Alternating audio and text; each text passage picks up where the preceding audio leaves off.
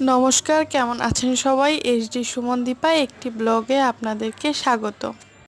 কয়েকদিন আগে আমার হাজব্যান্ড একটা সাফরন সাবান এনেছিল সেটা ইউজ করার জন্য।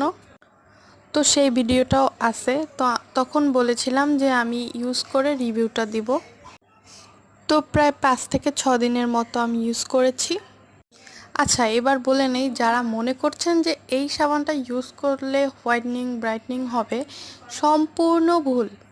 কারণ এই টাইপের সাবান কখনো আপনার মুখকে অনেক বেশি হোয়াইটনিং করবে না।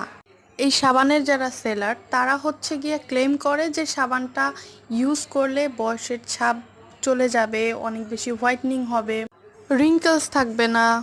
সম্পূর্ণ ভুয়া কথা। আমি এটা বলছি না যে সাবানটা খুব খারাপ, তবে 660 টাকা এইটার জন্য অনেক বেশি হয়ে গেছে। প্যাকেজিংটা ভালো ছিল। এই তো।